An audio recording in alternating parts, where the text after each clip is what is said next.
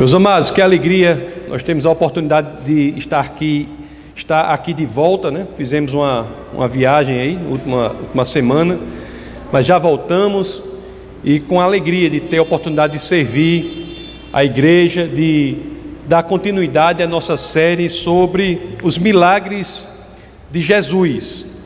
E hoje nós falaremos sobre a cura dos 10 leprosos, a cura de uma das doenças mais terríveis, não é? Quanto mais na antiguidade. Naquela época, uma doença que era relativamente comum na região da Palestina, e uma doença que afetava não só o elemento físico, não só o corpo, mas também afetava as emoções, afetava o elemento psíquico, pois a pessoa era afastada do convívio da comunidade. Então, sem mais delongas, eu vou pedir a vocês que, é claro, assim querendo, abram as escrituras naquele que é o primeiro verso do texto base do nosso bate-papo de hoje. Então vamos abrir no Evangelho de São Lucas, no capítulo 17, no verso 11.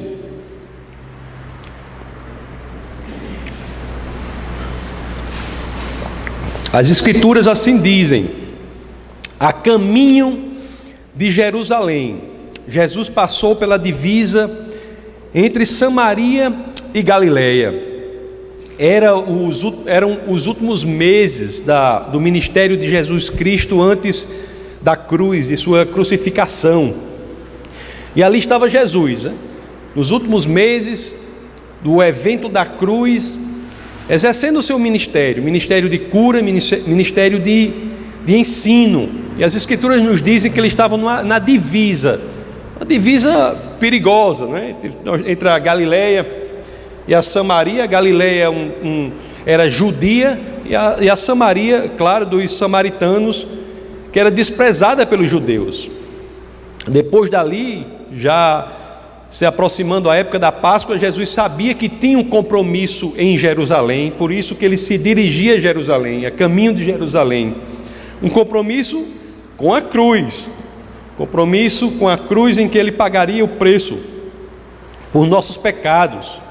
E após 40 dias, ele iria aos céus para interceder por nós, para continuamente nos abençoar. E durante esta última viagem, meus queridos, a Jerusalém, Jesus de Nazaré, né, seguido por um grupo de pessoas, uma multidão, haveria de encontrar um grupo de 10 leprosos. E é o que vemos exatamente isso nos versos 12 e 13 do Evangelho de São Lucas, no capítulo 17, os versos subsequentes a esse. Então, no verso 12, nós lemos assim: ao entrar num povoado, 10 leprosos dirigiram-se a ele, ficaram a certa distância e gritaram em alta voz: Jesus, mestre, tem piedade de nós. As escrituras dizem, não é? E volte aí, por favor, para o verso 12, grande comandante Orlando. No verso 12, dizem que ficaram a certa distância. Ficaram a certa distância. Conforme eu já disse para vocês no início aqui do nosso bate-papo, a doença que eles enfrentavam lá era uma doença terrível, não apenas do ponto de vista físico, mas também do ponto de vista psíquico, do ponto de vista emocional. O doente, aquele que tinha a doença da lepra, né, da hanseníase, naquela época, era um morto-vivo, era considerado um impuro, alguém que devia ser literalmente, verdadeiramente afastado, fisicamente afastado do convívio da comunidade. E veja que coisa incrível. Aliás, lá em Levítico, no capítulo 13, no verso 46, nós temos a lei, a disposição específica da lei que fala sobre isso, que as escrituras dizem: enquanto tiver a doença, Levítico 13, 46, Levítico 13, 46, e quando tiver a doença estará impuro, viverá separado, fora do acampamento. Era algo terrível. E ali Jesus encontra esse grupo de 10 leprosos que à distância fazem algo. Então voltemos lá para o verso 13 do capítulo 17 de Lucas. Aí é que nós vemos essas pessoas nessa situação terrível, situação desesperadora, uma situação que tirava do convívio do trabalho, da família, do convívio do lazer. É tão incrível essa situação que eu vou só adiantar para vocês que desses 10 aí você tem judeus e tem um samaritano também, quer dizer, pessoas que na sociedade em comum não se misturariam. E no grupo dos leprosos, o sofrimento fez com que qualquer barreira racial, qualquer barreira de etnia fosse jogada aos chãos, né? Eles se igualaram no sofrimento, tanto que nesse grupo de leprosos você tem judeus e não judeus. E o verso 13, conforme nós lemos, diz que Jesus ouve isso, né? O grupo grita em alta voz: Jesus, mestre, tem piedade de nós, tem misericórdia de nós, Senhor. E o grupo chama Jesus de mestre. Isso é relevante, por quê? Eles sabiam, o grupo sabia, os 10 leprosos sabiam quem Jesus era, e sabiam o poder que Jesus tinha. Então nessa situação há este clamor: Jesus, tem piedade de nós. Aí no verso 14 nós vamos ler a resposta de Jesus. E essa resposta é incrível, é diferente do padrão dos milagres que estudamos até aqui na nossa série sobre os milagres de Jesus.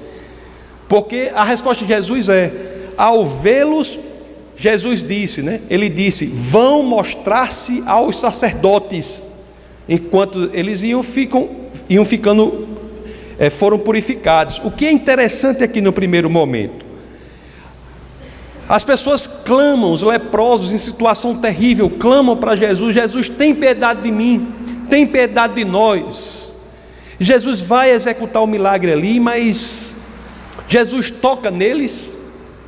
Não. Jesus pelo menos dá um comando de voz: sejam curados. Não. A cura não se daria por um toque nessa situação, nem mesmo por um comando de voz. Interessante que os céticos dizem assim, né? Claro, né? Jesus não iria tocar numa pessoa com hanseníase, né? Para não ser contaminado.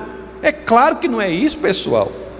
É claro que não é isso. Aliás, o próprio Evangelho de Lucas, sobre o qual nós estamos nos debruçando hoje, registra este milagre da cura de leprosos como um segundo evento de um milagre da cura da mesma doença. Existe no próprio Evangelho de Lucas, antes deste, um milagre de cura de leproso, em que o modus operandi, a forma de agir de Jesus é totalmente diferente. Vamos ler para ficar claro. Abra lá em Lucas no capítulo 5, vamos ler do verso 12 ao 16. Esse é o primeiro relato da cura de leproso. Olhe só como é diferente o padrão aqui.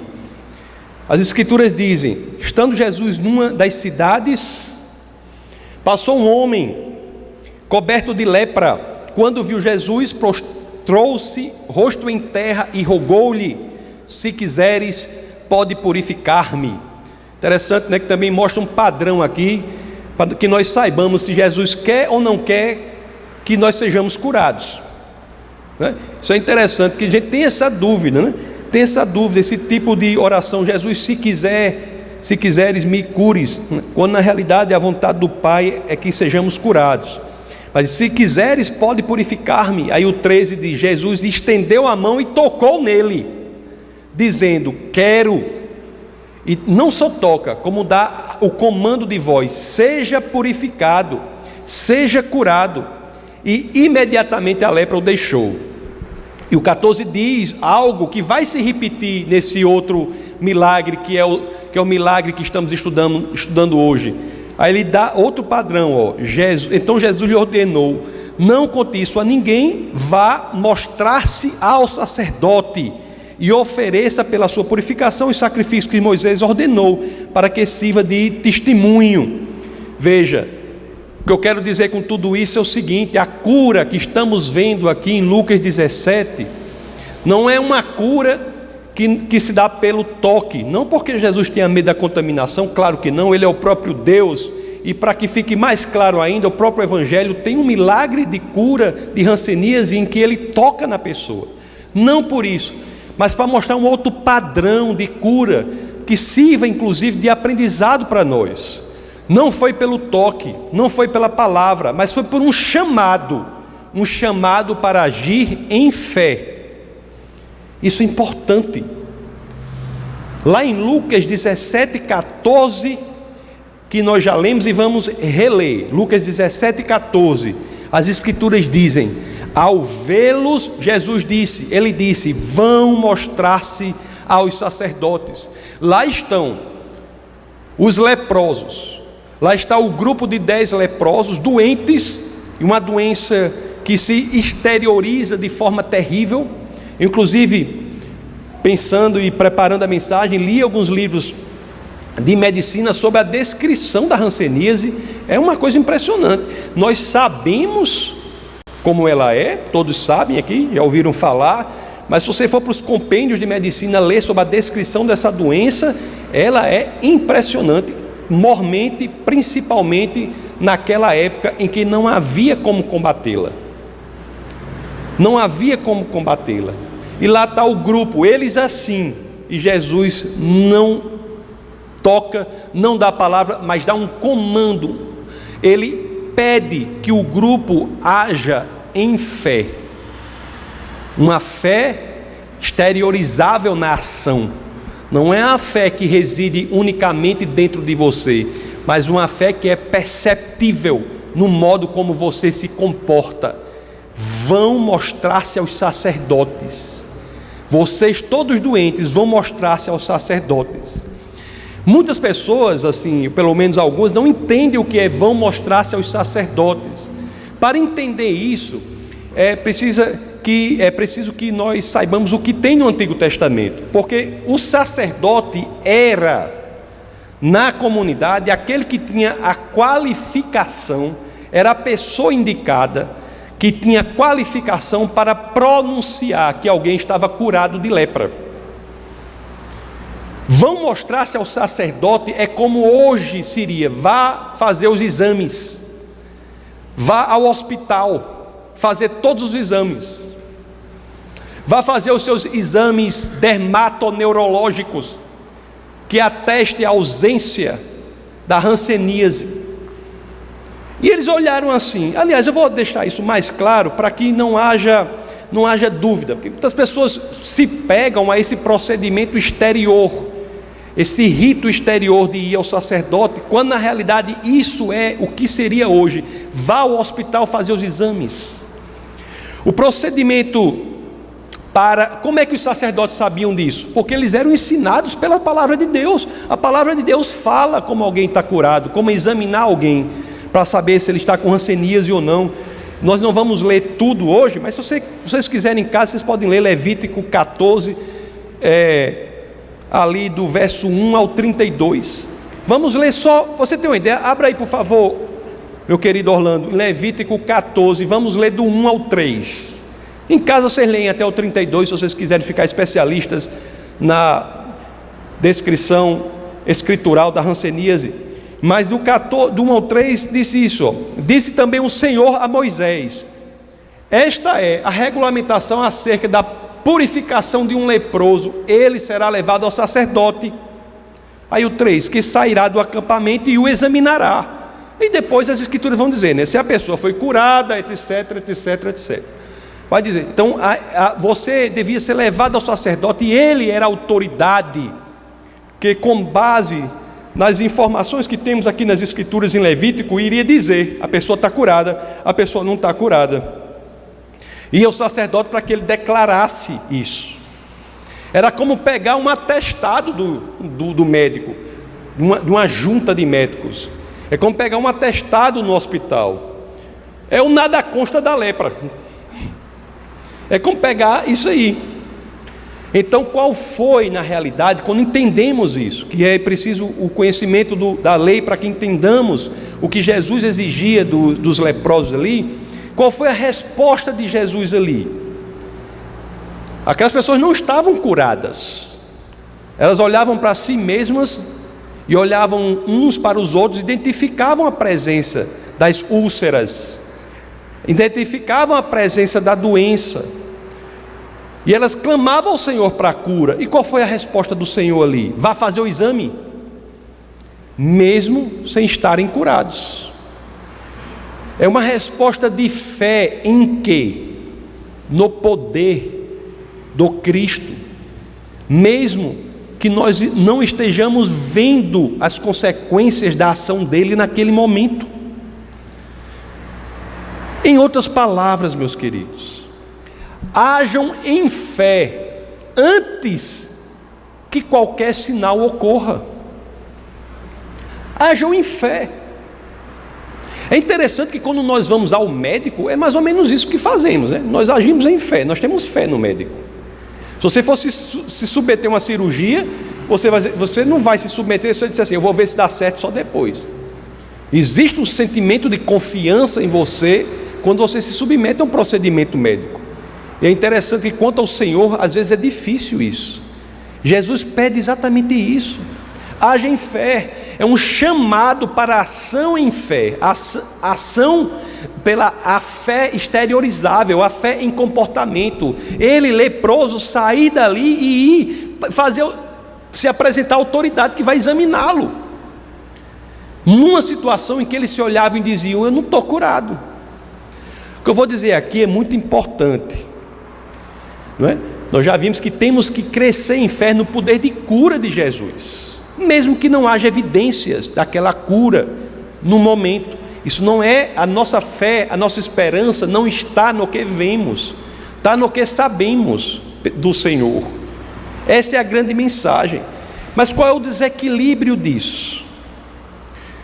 O problema é que alguns acham que isso que eu estou falando é sinônimo, encontra sinonímia na ideia de negar a realidade. Não é isso que Jesus está dizendo.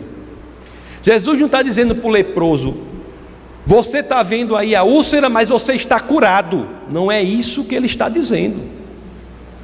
O que ele está dizendo é o seguinte, você tem a doença, mas vá fazer o exame que o meu poder agirá entre este momento e o próximo.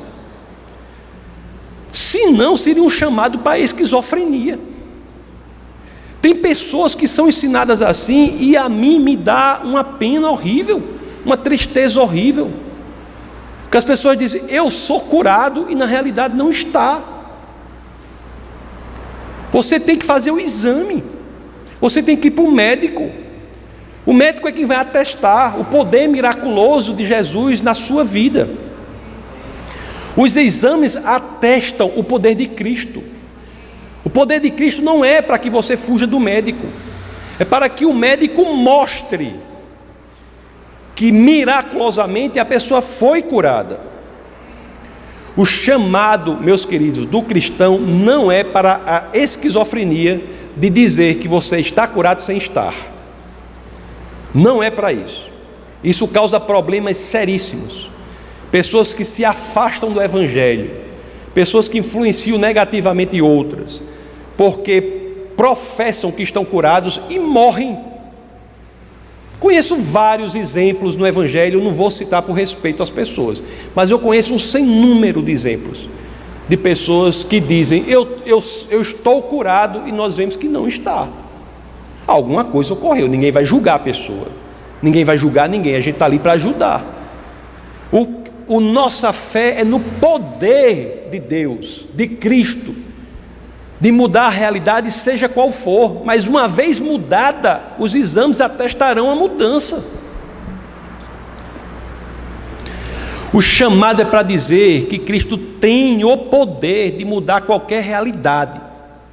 Não há algo em que você possa estar que esteja fora do alcance do poder miraculoso do nosso Senhor e Salvador Jesus Cristo. Não há.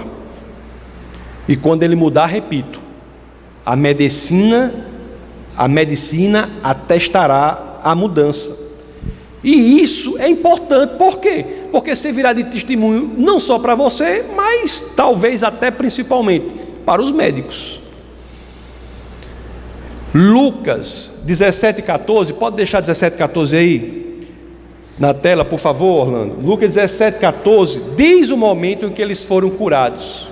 Eles não foram curados no momento em que receberam a ordem para ir aos sacerdotes. As Escrituras nos dizem claramente: enquanto eles iam, foram purificados. À medida, ou ao passo, na proporção em que obedeciam em fé, agiam em fé, eles eram curados. Mesmo que não tenha havido, proveniente do nosso Senhor e Salvador Jesus Cristo, nenhuma ordem específica para isso. Sim, meus queridos, e aqui é outro princípio maravilhoso na palavra do Senhor: o poder transformador está presente sim na vida de obediência a Cristo aqui na terra. Vá a Cristo como você está, creia que seu poder é mais do que suficiente para nos curar por completo. Esta é a nossa fé, é isso que ocorre na nossa conversão, onde há a cura da hanseníase da alma, da lepra do espírito. Mesmo que nós, ao entregarmos nossa vida ao Senhor, muitas vezes não vejamos mudanças específicas no outro dia, mas gradativamente a coisa começa a se manifestar. Nós nos vemos como outra pessoa, com outros hábitos, gradativamente, porque já somos salvos. Cristo é nossa saída, Cristo é nossa cura, Cristo é a nossa salvação. A ideia que nos deixa clara aqui: o foco tem de sair de nós mesmos e tem de ser colocado em Cristo. A certeza não vem de nós, não vem de nossas emoções. Pessoas que criam suas teologias baseadas no que sentem, estão como pessoas que estão confiando na âncora, sendo que a âncora ainda está em cima do navio. A âncora em cima do navio só faz trazer mais peso para o navio. A confiança tem que estar em Cristo, algo exterior, naquele que é a verdade, não em nossas emoções, não em nossas sensações, não em nossas impressões. E foi isso que ocorreu ali com aqueles leprosos. Mesmo sem se sentirem curados imediatamente, eles escolheram, por fé no poder de Cristo, agir. Foram mostrar-se a autoridade que iria atestar a sua cura, mesmo que naquele momento em que começaram a caminhada, ainda não estivessem curados. O profeta Isaías, lá no capítulo 28, Orlando, no verso 16, ele nos diz assim, já nos informa lá, séculos antes do nosso Senhor e Salvador Jesus Cristo, que a nossa esperança tem que estar nele, em Jesus de Nazaré. Por isso soberano o Senhor, por isso diz o soberano o Senhor: eis que ponho em Sião uma pedra já experimentada, uma preciosa pedra angular, para alicerce seguro. Aquele que confia jamais será abalado. Confiança no Senhor. É engraçado que o apóstolo Paulo, ele, com base nesse texto, faz um resumo perfeito lá em Romanos, no capítulo 10, no verso 11. Ele reduz esse texto, resume, faz a síntese deste texto da seguinte forma: Romanos 10, 11, como diz a Escritura, todo que nele confia jamais será envergonhado. E os 10 leprosos não foram envergonhados, nem nós seremos, se assim confiarmos como eles confiaram. Eu disse para vocês que a lepra era uma doença horrível, né? Hanseníase ainda é até hoje, mas temos meios sofisticados de atacar a doença. Naquela época nós não tínhamos esses meios, mas a cura da lepra naquela época era algo grandioso, não é? Disse para vocês, é como dizer para a pessoa assim: você vai voltar a viver, você vai voltar ao convívio humano. Imagina o poder de Jesus. E Jesus ali, sem tocar nas pessoas, sem dar um comando de voz, havia curado logo 10 leprosos, né? E de uma vez só. Que poder tinha o Senhor. Eu imagino quão alegres esses leprosos, ao se virem curados na obediência ao comando de Jesus, estavam, que alegria eles estavam. E será que essa alegria se traduz em agradecimento?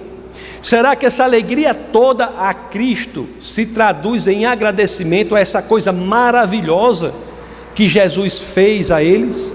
É o que nós vemos no verso 15 de Lucas 17, o verso subsequente do texto base de hoje, quando as escrituras dizem em Lucas 17:15, um deles, quando viu que estava curado, voltou, louvando a Deus em alta voz.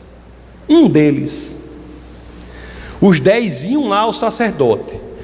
Os 10 leprosos estavam lá, clamam ao Senhor. O Senhor diz: vão ao sacerdote, vão fazer o exame, vão à autoridade que vai atestar se vocês estão curados. Eles viram cheio de úlceras, mas eles começaram a caminhar, os 10. Quando eles viram, se deram conta, estavam curados na obediência. E naquele momento, que alegria incrível eles devem ter tido. E dos 10, quando viu que estava curado, voltou louvando ao Senhor. Apenas um resolveu fazer algo antes de ir ao sacerdote. Apenas um resolveu agradecer a Cristo. Apenas um tinha um espírito agradecido. Quando nós vemos isso, nós identificamos o quê? Nós temos 10 pessoas que foram maravilhosamente abençoadas pela cura de uma doença tão terrível. Mas das 10 pessoas, uma era um espírito agradecido. Que Deus impressionante esse, né? Porque isso me fez pensar em algo. Porque às vezes, meus queridos, porque Deus é um Deus tão incrível, tão impressionante, que quantas vezes nós recebemos as maiores bênçãos do Senhor, mesmo que possamos, se nos investigarmos verdadeiramente, se nos colocarmos diante de nós mesmos, se nos olharmos no espelho, investigarmos o nosso coração, às vezes recebemos tamanhas bênçãos do Senhor e identificamos em nós um espírito ingrato. Não é? Eu não sei vocês, mas uma pergunta logo surge para mim quando nós lemos isso. Imagino que para vocês também. É importante que nos façamos essa pergunta. Às vezes nós nos surpreendemos com essa situação em que de 10 que sofreram essa ação miraculosa do Senhor, apenas um voltou para agradecer. 9, e a gente diz, os 9, tá vendo? Ô povo ruim. E logo assim, ó povo ruim. Mas se você analisar bem, será que verdadeiramente nós estamos agindo como aquele que voltou, ou como os 9 que não agradeceram? Hoje, por exemplo, eu acordei, né, de manhã, e havia comida lá em casa, havia amor no lar em que eu vivo, havia uma família, eu podia respirar, podia pensar, podia conversar. E eu vi o quê? Eu pensei e vi o quê? Que eu tinha tanta coisa, podia usufruir da fidelidade dos amigos, que tinha uma igreja a que eu poderia servir. Isso aqui é uma situação, é uma igreja a qual podemos viver servindo a ela. Que alegria. Então eu pensei, qual foi a última vez que eu agradeci a Cristo por tantas e tão grandes bênçãos em minha vida? Eu tive medo de estar entre os 9. Digo a vocês, tive medo de estar entre os 9. E se eu tivesse que marcar uma ou outra, talvez eu marcasse mesmo que estava entre os 9. Eu notei que eu precisava, entendeu, melhorar nesse quesito.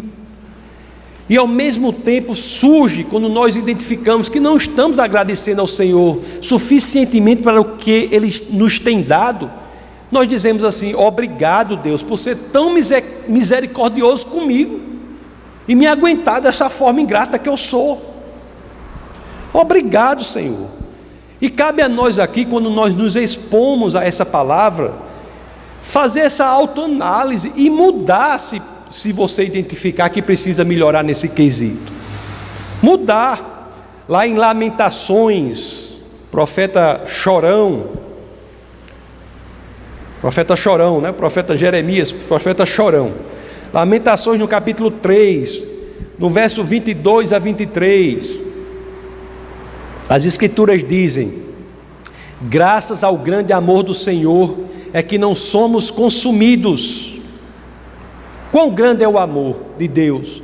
Quando erramos, temos a oportunidade de consertar o erro. Graças ao grande amor de Deus, do Senhor, é que não somos consumidos, pois as suas misericórdias são inesgotáveis, renovam-se a cada manhã. Grande é a sua fidelidade. Nós temos, meus queridos, eu convido vocês a essa reflexão, temos que cultivar em nós um espírito grato, um espírito de agradecimento veemente e sincero. Temos que fazer isso. Olhe só o verso 15 e 16 de Lucas 17, que é o texto base de hoje. Vamos ver como aquele homem agradeceu ao Senhor. Olhe que padrão impressionante que devemos tentar imitar. Aquele que voltou, que diz assim: um deles, quando viu que estava curado, voltou louvando a Deus em alta voz. E não apenas isso, no 16 diz que prostrou-se aos pés de Jesus e lhe agradeceu. Ele prostrou-se aos pés do Senhor. Aliás, não há lugar melhor para se estar, não há lugar mais em que você encontre maior honra, não há lugar em que você encontre maior destaque, não há lugar em que você deva querer estar mais do que aos pés do Senhor. Não há lugar melhor do que este. E ele ali, prostrado diante de Deus, o adorou. E ainda há a questão adverbial aí no Lucas, no outro verso, no 15, diz como foi que, no Lucas 17:15, como foi que ele fez isso? Em alta voz. Meus queridos, louvar a Deus, ter um espírito de agradecimento, de louvar a Deus, é a forma mais celestial de oração. Eu vou dizer isso sim. Existe uma diferença entre a oração em que nós pedimos, que é uma oração válida, uma oração importante, que deve ser feita. Oração importante, a oração em que nós pedimos, oração importantíssima, oração de petição, oração importantíssima. Mas existe uma diferença dessa oração para a oração de louvor. Qual é a diferença clara? Que a oração em que pedimos é importante, mas ela tem um limite temporal, ela se restringe a um determinado tempo na cronologia da eternidade. A oração de louvor a Deus é algo que faremos para sempre.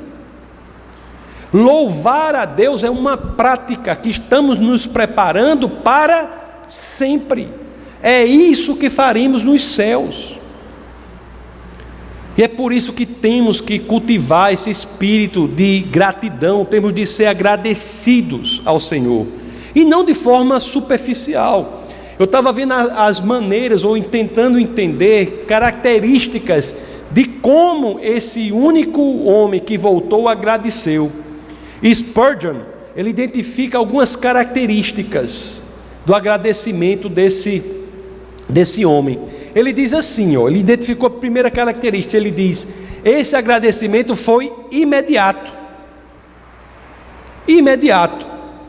Ele havia recebido uma orientação de cumprir uma obrigação externa, cumprir um ritual religioso, apresentar-se ao sacerdote, ir ao sacerdote, mas ele não esperou isso para agradecer ao Senhor.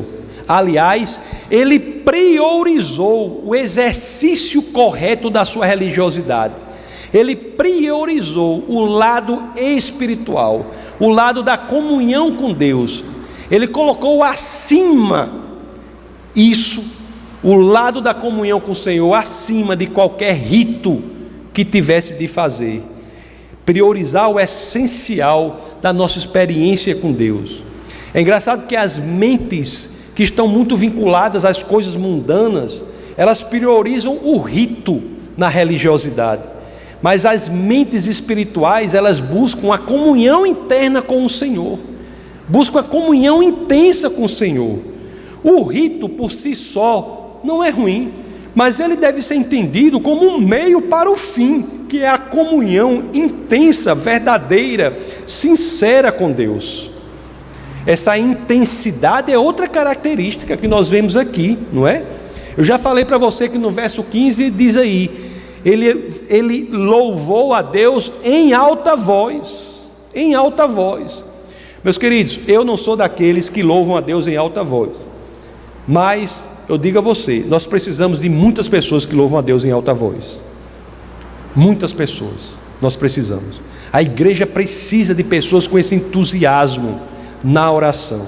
Ele poderia ter louvado baixinho, eu acho que se fosse eu teria louvado baixinho, mas a alegria foi tão grande, a alegria foi tão impressionante, que ele louvou em alta voz.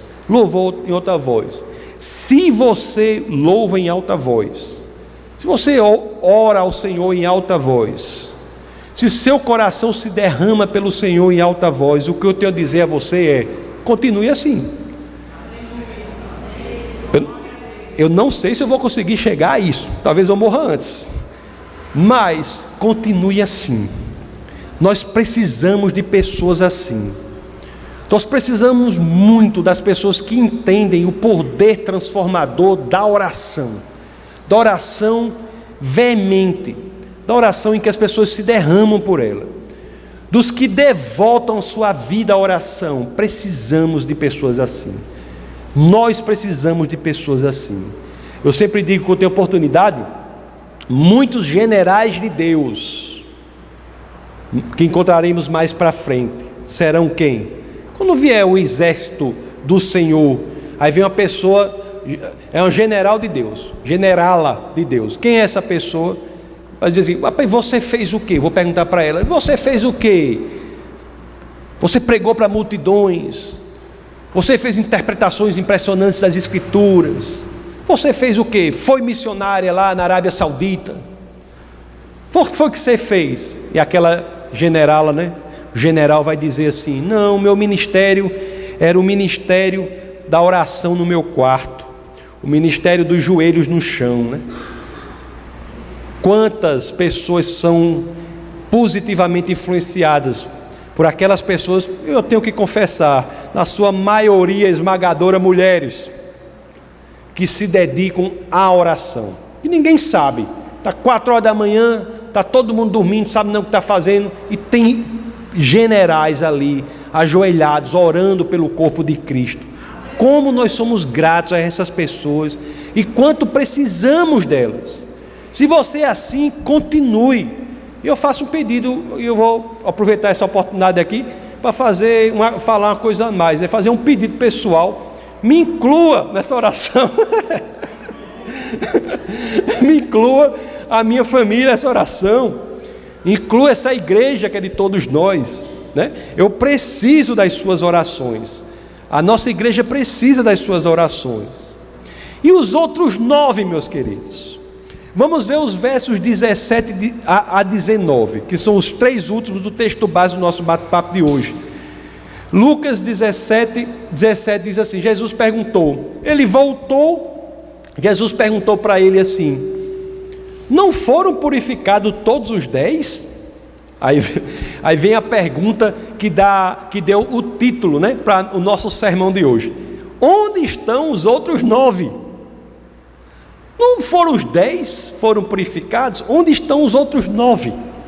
Aí o verso 18 diz: não se achou nenhum que voltasse e desse louvor a Deus, a não ser este estrangeiro. Jesus pergunta: nenhum se achou que voltasse e reconhecesse que a função principal da cura não é curar, mas é identificar que Cristo é o Senhor, e por meio da proximidade com Ele nós alcançarmos a verdadeira cura, que é a salvação. Naquela outra situação, né, do milagre, que Jesus diz: se é para curar essa pessoa aleijada, se é para que vocês saibam que eu sou o Messias, muito mais fácil é fazer com que ela ande. Vá, levante-se e ande.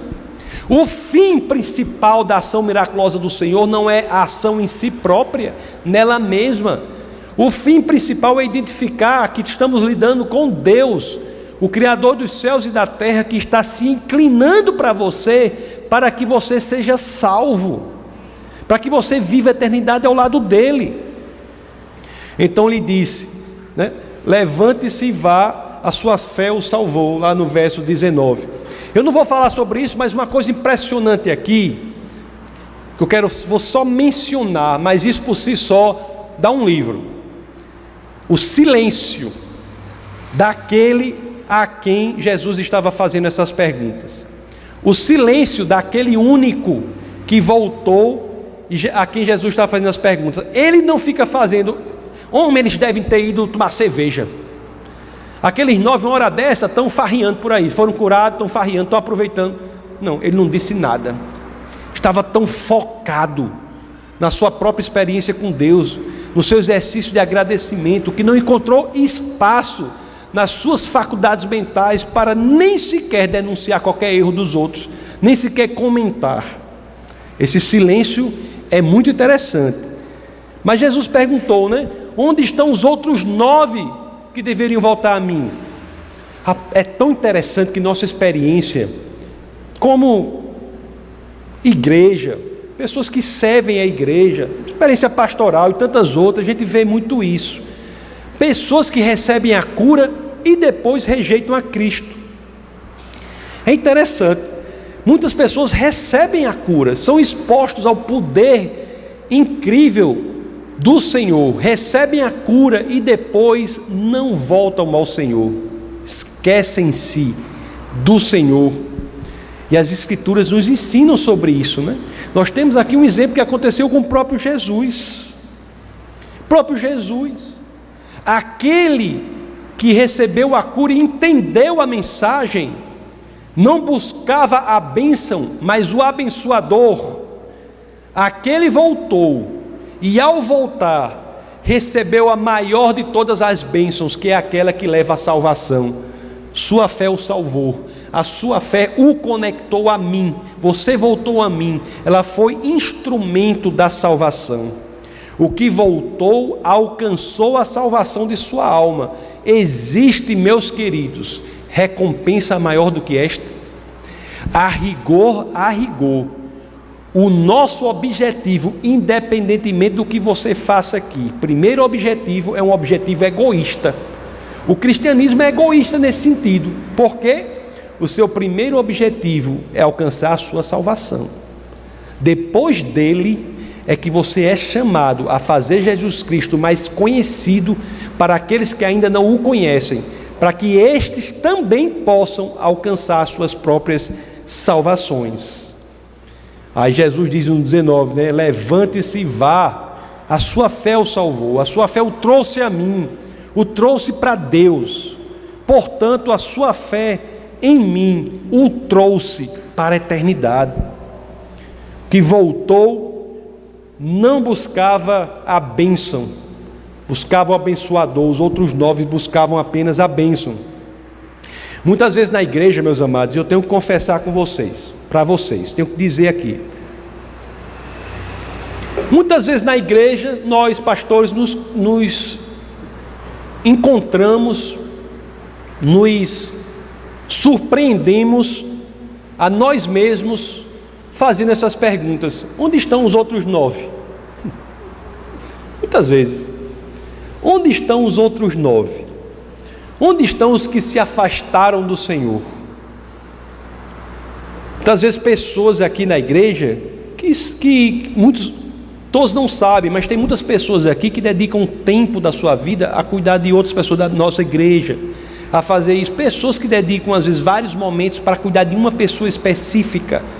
Aí aquela pessoa específica, depois de dias e dias de acompanhamento, de ensino com aquela pessoa específica vai e desiste de tudo, abandona o Senhor. Tantos se dedicam aqui a outras pessoas, não é? Tantos se envolvem no ministério de modo geral, se envolvem trabalhando, se envolvem financeiramente para que outras pessoas sejam mais atingidas, e às vezes umas vão e abandonam. Onde estão os outros 9? Onde estão aqueles que abandonam o Senhor? Nós nos encontramos pensando isso, às vezes preocupados, né? Mas as Escrituras nos dizem que eu estou entendendo que o foco não é esse. O foco é a alma que é salva, o Espírito salva. Eu passo a entender cada vez mais, meus queridos, que uma vida dedicada a um ministério já recebe pagamento suficiente, se for este ministério importante para que Deus salve uma só alma.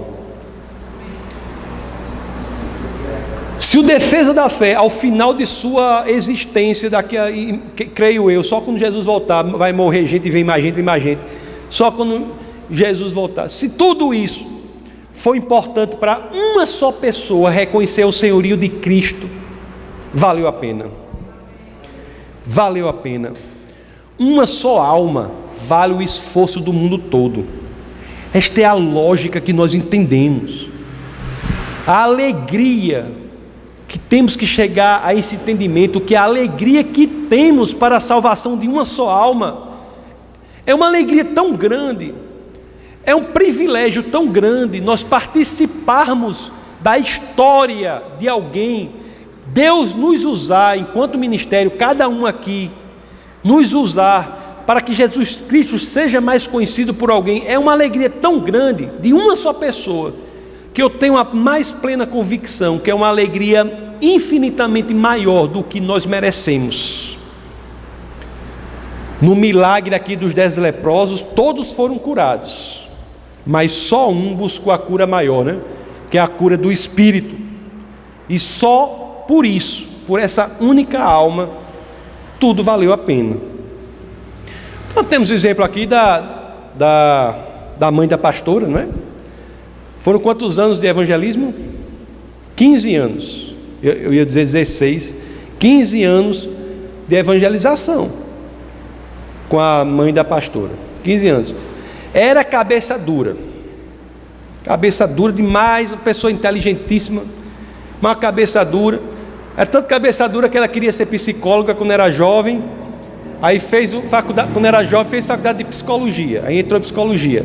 Aí o irmão dela, o tio da pastora, fazia medicina. Aí disse: você fez psicologia porque você não passava em medicina.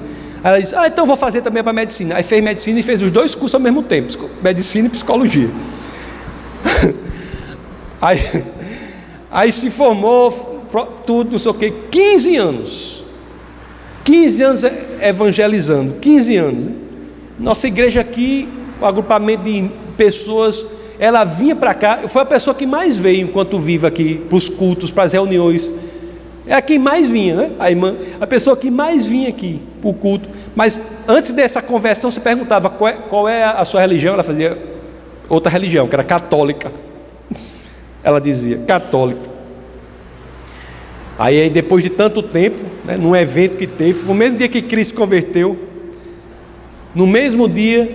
se converteu, no mesmo evento lá, ela entregou sua vida ao Senhor. Depois de pouco tempo, morreu, né? 9 meses, uma gestação, morreu. 15 anos de evangelização, morreu, não é? Você vê, valeu a pena? Valeu, só a vida dela, só a vida de Cris, só uma alma, só Cris, só Dona Virgínia, só isso valeu a pena.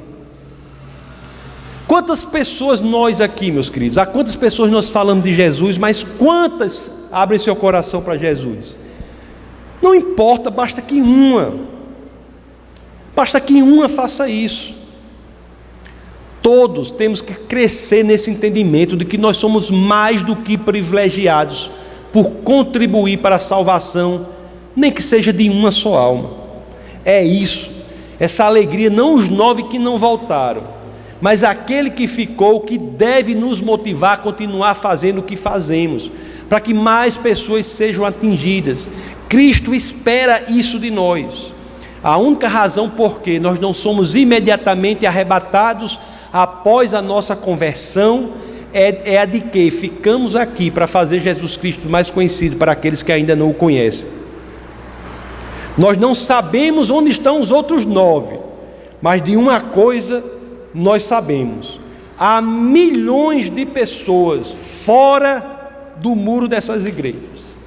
Estou falando aqui, do que a gente pode alcançar, porque se for para um número real, há bilhões fora dos muros das igrejas, fora dos muros aqui do Defesa da Fé, que precisam ser alcançadas pela palavra do Senhor. Precisam. Vamos agir em fé. Vamos obedecer o comando de Cristo. Porque se há algo, meus amados, que verdadeiramente nós aprendemos hoje ao sermos expostos à palavra do Senhor, é que há maravilhas e há milagres na simples obediência a Jesus Cristo. Vamos orar. Essa foi uma produção do Ministério Internacional Defesa da Fé, um ministério comprometido em amar as pessoas, abraçar a verdade e glorificar a Deus. Para saber mais sobre o que fazemos, acesse defesadafé.org.